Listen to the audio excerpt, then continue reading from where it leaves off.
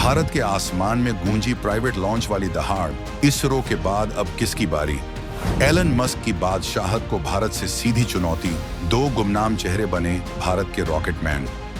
अंतरिक्ष में होगा सबसे बड़ा खेला। अंतरिक्ष का 1000 अरब डॉलर का बाजार अब होगा भारत के नाम। चीन अमेरिका के सैटेलाइटों की उड़ी नींद। भारत का विक्रम भरेगा अंतरिक्ष में धमाकेदार उड़ान।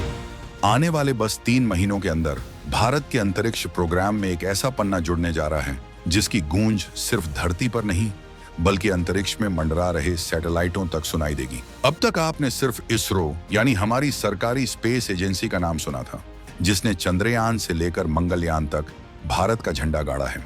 लेकिन अब खेल बदलने वाला है। अब इस खेल में एक ऐसे प्राइवेट खिलाड़ी की एंट्री हो चुकी है जिसने आते ही ऐलान जंग कर दिया है। ये एंट्री अमेरिका और यूरोप की उन खरबों डॉलर की प्राइवेट स्पेस कंपनियों के लिए एक सीधी चेतावनी है जो अब तक अंतरिक्ष के बाजार पर कब्जा जमाए बैठी थी। भारत में एक देसी स्पेसएक्स तैयार हो चुका है जो न सिर्फ सस्ता है बल्कि ज्यादा भरोसेमंद होने का दम भी भर रहा है। एक ऐसा रॉकेट जो भारत की तिजोरी को विदेशी डॉलरों से भर देगा और दुनिया के बड़े बड़े देश अपने सैटेलाइट लॉन्च कराने के लिए भारत के दरवाजे पर लाइन लगाकर खड़े होंगे। ये उस महाक्रांति की शुरुआत है जो भारत को स्पेस सेक्टर का ग्लोबल बॉस बनाने जा रही है। लेकिन सवाल ये है कि आखिर ये कंपनी है कौन? कौन है वो लोग जो रातों रात भारत के एलन मस्क बनकर उभरे हैं? उनका प्लान क्या है? कैसे वो एलन मस्क की स्पेसएक्स को टक्कर देने का दम भर रहे हैं? और सबसे बड़ा सवाल, क्या भारत का ये प्राइवेट दाम चीन और अमेरिका के दबदबे को तोड़ पाएगा? इन सारे सवालों के जवाब हम आपको इस वीडियो में आगे देने वाले हैं। हम आपको बताएंगे इस धमाकेदार खबर की पूरी कहानी, तो बने रहिएगा वीडियो पर। और इस संबंध में आपके जो भी विचार हों कमेंट में लिखकर जरूर बताइएगा। सिर्फ 3 महीने का काउंटडाउन बाकी, भारत का पहला प्राइवेट रॉकेट रचेगा इतिहास। 25 से 30 लाख डॉलर का रॉकेट, 50 लाख डॉलर की कमाई, ये है भारत का अंतरिक्ष वाला स्टार्टअप। कौन है वो 2 बाजीगर जो इसरो से निकलकर बने भारत के एलन मस्क? तो चलिए इस सस्पेंस से पर्दा उठाते हैं और सीधे मुद्दे पर आते हैं। ये पूरा तूफान खड़ा किया है हैदराबाद की एक स्टार्टअप कंपनी ने जिसका नाम है स्काईरूट एरोस्पेस। नाम याद रख लीजिए क्योंकि आने वाले सालों में यह नाम सिर्फ भारत में नहीं बल्कि पूरी दुनिया के स्पेस बिजनेस में गूंजने वाला है। स्काईरूट एरोस्पेस ने वो कर दिखाया है जो आज से कुछ साल पहले भारत में कोई सोच भी नहीं सकता था। इन्होंने बनाया है भारत का पहला प्राइवेट कमर्शियल रॉकेट जिसका नाम है विक्रम 1। ये कोई छोटा मोटा टेस्टिंग रॉकेट नहीं है, ये एक full fledged low earth on orbit launch vehicle है।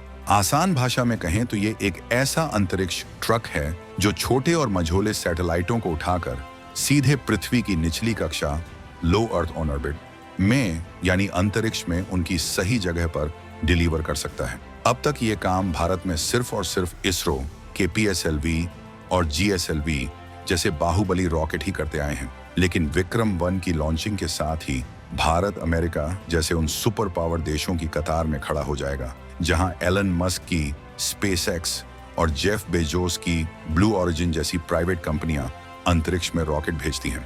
खबर पक्की है कि अगले 3 महीनों के अंदर विक्रम 1 अपनी पहली उड़ान भरने के लिए तैयार है। ये वो पल होगा जब भारत का प्राइवेट सेक्टर पहली बार अपने दम पर अंतरिक्ष के दरवाजे पर दस्तक देगा। ये सिर्फ एक रॉकेट की लॉन्चिंग नहीं है, ये भारत के अंतरिक्ष युग 2.0 की शुरुआत है जहां सरकार और प्राइवेट कंपनियां मिलकर अंतरिक्ष की अनंत संभावनाओं का ताला खोलने जा रही हैं। स्काईरूट ने तो अपना पूरा रोड मैप भी तैयार कर लिया है।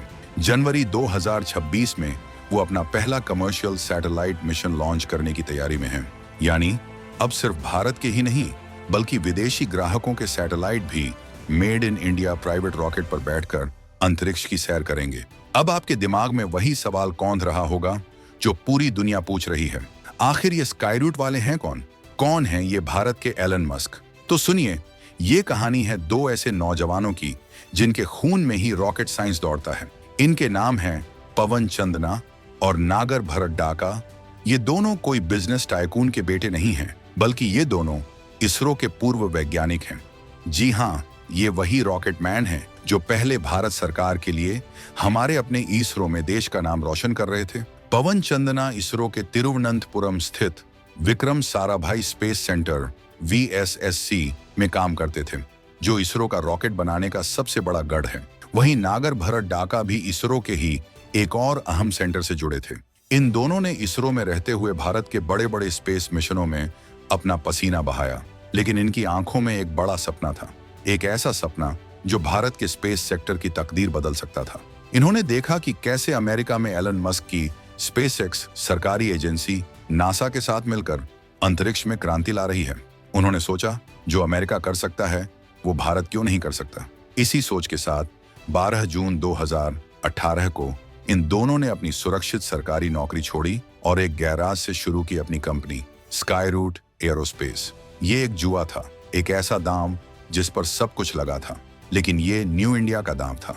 इन्होंने दुनिया को दिखाया कि भारत के नौजवानों में सिर्फ नौकरी करने का ही नहीं, बल्कि एलन मस्क जैसी कंपनियां खड़ी करने का भी दम है। इन्होंने साबित कर दिया कि भारत अब सिर्फ फॉलो नहीं करेगा बल्कि लीड करेगा। ये दो नाम, पवन चंदना और नागर भरत डाका, आज भारत के करोड़ों युवाओं के लिए प्रेरणा बन चुके हैं, जो ये साबित करते हैं कि अगर इरादों में दम हो तो आप भी अपना स्पेसएक्स खड़ा कर सकते हैं। लेकिन सिर्फ सपना देखने से तो कंपनियां नहीं बनती।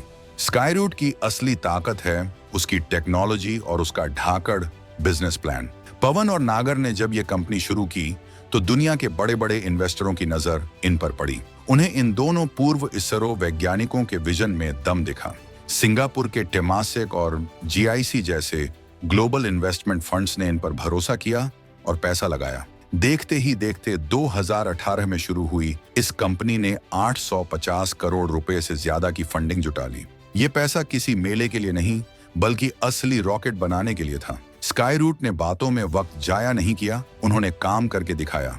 नवंबर 2022 में, यानी सिर्फ 4 साल के अंदर, स्काईरूट ने अपने पहले sub orbital vehicle Vikram S का सफल परीक्षण करके इतिहास रच दिया। ये भारत के इतिहास का पहला प्राइवेट रॉकेट था जिसने अंतरिक्ष को छुआ था। ये एक ट्रेलर था दुनिया को ये बताने के लिए कि असली फिल्म तो अभी बाकी है, और अब वो असली फिल्म विक्रम 1 के रूप में लॉन्च होने को तैयार है। स्काईरूट के सीईओ पवन चंदना का प्लान बिल्कुल साफ है। वो कहते हैं कि एक विक्रम 1 रॉकेट को बनाने में करीब 8 से 9 महीने का वक्त और 20 से 30 लाख डॉलर, यानी करीब 16 से 25 करोड़ रुपए की लागत आती है। लेकिन असली खेल कमाई का है। स्काईरूट को उम्मीद है कि हर एक लॉन्च से उन्हें लगभग 50 लाख डॉलर, यानी करीब 40 करोड़ रुपए का रेवेन्यू मिलेगा। ये है सीधा सीधा दोगुना मुनाफा। उनका लक्ष्य सिर्फ 1-2 लॉन्च करके रुक जाना नहीं है। अगले साल से वो हर 3 महीने में एक रॉकेट लॉन्च करने का प्लान बना रहे हैं और 2027 तक इस गिनती को बढ़ाकर हर महीने एक लॉन्च तक ले जाना है। सोचिए, हर महीने एक रॉकेट लॉन्च, हर महीने करोड़ों की कमाई। विक्रम 1 अपनी पहली ही उड़ान में सिर्फ घरेलू ही नहीं बल्कि अंतर्राष्ट्रीय पेलोड, यानी विदेशी कंपनियों के सैटेलाइट भी लेकर जाएगा। ये भारत की उस अंतरिक्ष टैक्सी सर्विस की शुरुआत है जो एलन मस्क की स्पेसएक्स से सस्ती और ज्यादा भरोसेमंद होगी, जिसने पूरी दुनिया के प्राइवेट स्पेस कारोबार में झंडे गाड़ रखे हैं। तो दोस्तों, ये भारत के अंतरिक्ष में आत्मनिर्भर बनने का ऐलान है। ये उस खरबों डॉलर के स्पेस इकोनॉमी के बाजार पर भारत का दावा ठोकने जैसा है। अब तक दुनिया के छोटे छोटे देश, यहाँ तक कि बड़ी बड़ी कंपनियां भी अपने सैटेलाइट लॉन्च करने के लिए या तो अमेरिका की स्पेसएक्स या यूरोप की एरियन स्पेस या फिर रूस की एजेंसियों पर निर्भर थीं। इसरो ने इस बाजार में अपनी जगह बनाई, लेकिन इसरो की अपनी सीमाएं हैं। उसे देश के रणनीतिक और वैज्ञानिक मिशनों पर भी ध्यान देना होता है। यहीं पर स्काईरूट जैसी प्राइवेट कंपनियों का रोल शुरू होता है। स्काईरूट उस खाली जगह को भरेगा जहां सिर्फ और सिर्फ कमर्शियल लॉन्चिंग की डिमांड है। ये भारत के लिए डॉलर कमाने वाली मशीन साबित होगा। जब विक्रम 1 जैसा रॉकेट सिर्फ 20 से 30 लाख डॉलर में वो काम कर देगा, जिसके लिए विदेशी कंपनियां करोड़ों डॉलर वसूलती हैं, तो जाहिर है पूरी दुनिया भारत की तरफ भागेगी।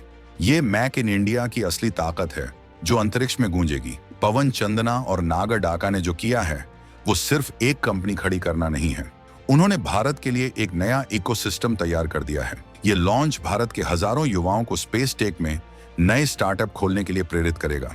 ये चीन और अमेरिका को एक साफ संदेश है कि अंतरिक्ष की रेस में अब भारत सिर्फ एक दर्शक नहीं बल्कि एक बाजीगर बनकर उतरा है।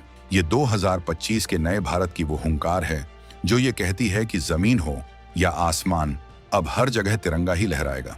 ये 2 पूर्व वैज्ञानिकों के सपने की उड़ान है जो अब पूरे भारत को अंतरिक्ष की नई बुलंदियों पर ले जाने को तैयार है। आपको क्या लगता है, क्या स्काईरूट सच में भारत की स्पेसएक्स बन पाएगी और क्या पवन चंदना और नागर डाका एलन मस्क को पछाड़कर स्पेस बिजनेस के नए किंग बन सकते हैं? अपनी राय कमेंट्स में जरूर बताइएगा।